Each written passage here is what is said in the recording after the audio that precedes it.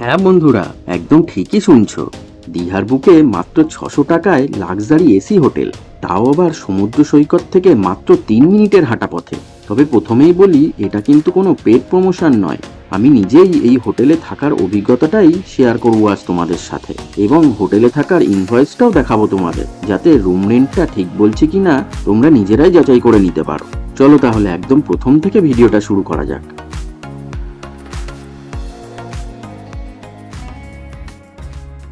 দাঁড়িয়ে আছি হোটেল বিদিশার সামনে।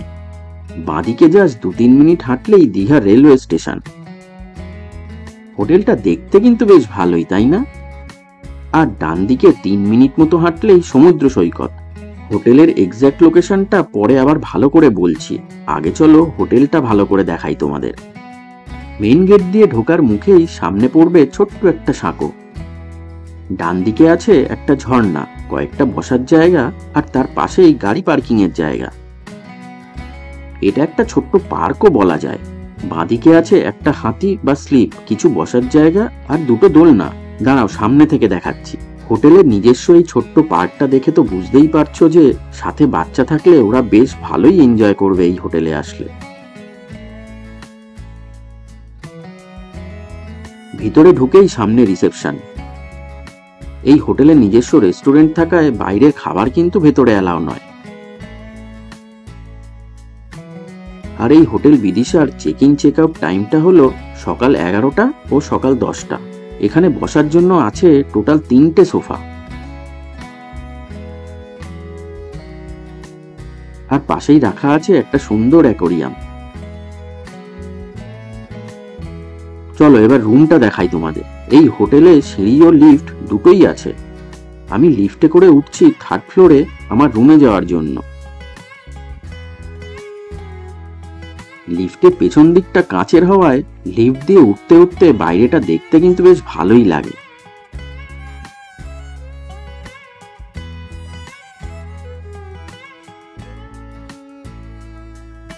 চলে এসেছি 4 তলায়। সিঁড়ি থেকে শুরু করে করিডোর সব দিকটাই কিন্তু বেশ পরিষ্কার পরিচ্ছন্ন। সাথে আছে ফ্রি ওয়াইফাই এরও ব্যবস্থা। ডায়ে বাঁয়ে দুদিকেই রুম আছে এবং সব রুমগুলোর সাইজ ও দেখতে একদম সেম। আমার রুম নম্বর হলো 309। রুমটা অবশ্যই এসি রুম।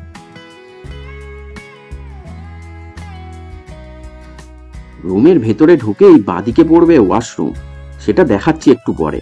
আগে রুমটা ভালো করে দেখাই তোমাদের। বেশ বড় একটা কিং সাইজ বেড, যেখানে 3জন খুব ভালোভাবেই শুতে পারবে।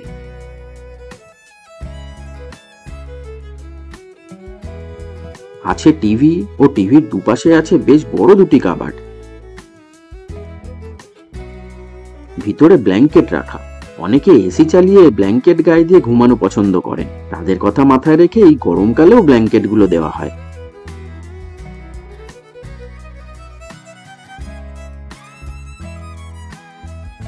এছাড়া রুমে আছে একটি সোফা, জলের jug, glass, landline telephone, centre table, dressing table, মানে যেসব কমন জিনিসপত্র একটা ভালো হোটেলে থাকে আর কি, সেসব সবই আছে এখানে। এরকম পরিষ্কার হোয়াইট বেডশিট পাতা বড় বেড কার না ভালো লাগে। একটা টাওয়েল আর সোপও দিয়েছে দেখলাম। চলো এবার ওয়াশরুমটা দেখাই। বাথরুমটাও ভালো হওয়া খুব জরুরি। বাহ, একদম পরিষ্কার পরিচ্ছন্ন সুন্দর টয়লেট। একটা ছোট্ট ডাস্টবিন, বেসিন, কোমর থেকে শুরু করে গিজার, শাওয়ার সবই আছে।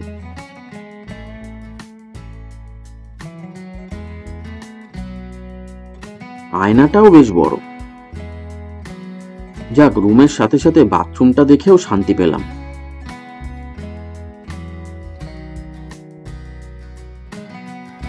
একটা জিনিস দেখাতে ভুলে গেছি, টিভির নিচে লাগেজ রাখার জন্য বেশ বড় একটা স্পেস আছে।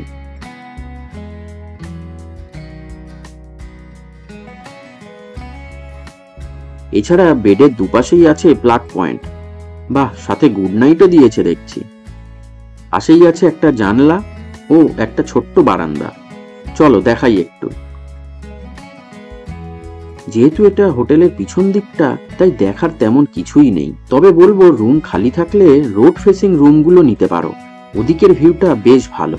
আমি কিন্তু ওদিকের রুম খালি পাইনি। তবে এখান থেকে একটা দারুণ জিনিস দেখা যায়। ওই দেখো দেখা যাচ্ছে জগন্নাথ মন্দিরের চূড়া। দূরত্ব এখান থেকে জাস্ট 300-350 মিটার মতন হবে। হোটেল থেকে পায়ে হেঁটে যেতে লাগে মাত্র 3-4 মিনিট মতন। কয়েকদিন আগেই দীঘার এই জগন্নাথ মন্দির নিয়ে খুঁটিনাটি সব তথ্য দিয়ে বিস্তারিত একটা ভিডিও বানিয়েছি, ইচ্ছা হলে দেখে নিতে পারো। নিচে ডেসক্রিপশন বক্সে সেই ভিডিওর লিঙ্কটা দিয়ে রাখলাম। এই হোটেল বিদিশা তোমরা অনলাইন আর ফোন করে দুভাবেই বুক করতে পারো, যেমন মেক মাই ট্রিপ, ইক্সিগো, ওয়ো, অ্যাগোডা, এই সব সাইট থেকেই হোটেলটা বুক করা যায়। আমি যেমন মেক মাই ট্রিপ থেকে বুক করেছিলাম এবং সেই বিলটাও তোমাদের সাথে শেয়ার করব একটু পরেই।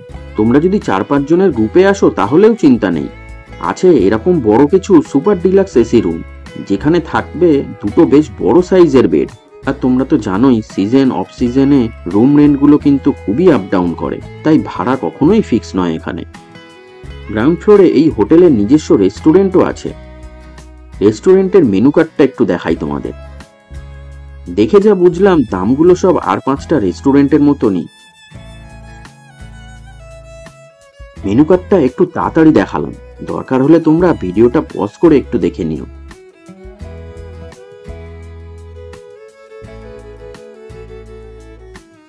আচ্ছা এবার বলি এই হোটেল বিদিশা নিউ দীঘার এক্সাক্ট কোথায় অবস্থিত। দীঘা রেলওয়ে স্টেশন থেকে বেরিয়ে যেতে হবে নিউ দীঘা বিচের দিকে, মানে ডান দিকে। ডান দিকে জাস্ট 2 মিনিট হাঁটলেই রাস্তার বাঁ দিকে দেখতে পাবে এরকম একটা গলি, এটাতেই ঢুকতে হবে আমাদের। ডান দিক সোজা রাস্তাটা চলে গেছে জাহাজ বাড়ির দিকে, প্রায় 6-7 মিনিট হাঁটা পথ। তবে ল্যান্ডমার্ক হিসাবে এই পেনেটি ভবনটা মনে রেখো, এটা পৌরসভার একটা গেস্ট হাউস, লোকাল লোকজন সবাই চেনে। এই পেনেটি ভবনের পাশের গলিটা থেকে এগিয়ে যেতে হবে জাস্ট 20-30 সেকেন্ড। চলো ওখানে গিয়ে দেখাচ্ছি। ওই যে মেন রোড বা পেনেটি ভবনের পাশের এই রাস্তা ধরে ভিতরে ঢুকে জাস্ট 3টে বিল্ডিং পার করেই সামনে বাঁহাতে পড়বে হোটেল বিদিশা। আর হ্যাঁ, বলা হয়নি হোটেলে স্টাফদের ব্যবহারও কিন্তু বেশ ভালোই। চলো এবার তোমাদের হোটেলের বিলটা দেখাই। একটা রুমে 3 দিন থাকার জন্য আমার টোটাল ভাড়া লেগেছিল 3648 টাকা, অর্থাৎ পার ডে 1216 টাকা করে। মানে রুমে 2 জন থাকলে পার ডে পার হেড মাত্র 600 টাকা করে পড়বে। আর যে ডিলাক্স রুমগুলো দেখালাম একটু আগে, সেগুলোর ভাড়া মোটামুটি 2200 টাকা করে, থাকতে পারবে 4-5 জন। আর হ্যাঁ, কোনো রুমের সাথেই কিন্তু কোনো রকম ফুড ইনক্লুডেড থাকে না, এটা খেয়াল রেখো। এইরকম দারুণ লোকেশনে এত সুন্দর হোটেলে মাত্র 600 টাকা পার হেড এসি রুম আমি কিন্তু কখনোই খুঁজে পাইনি নিউ দীঘার বুকে। তোমরা জেনে থাকলে অবশ্যই কমেন্ট করে জানিও। আর ভিডিওটা ভালো লাগলে একটা লাইক করে দিও আর শেয়ার করে দিও প্রিয়জনদের সাথে। আর আজ ফার্স্ট টাইম যারা আমার ভিডিও দেখছো তারা তো আশা করি এতক্ষণে চ্যানেলটাকে সাবস্ক্রাইব করেই নিয়েছো। আজকের মতো তাহলে টাটা।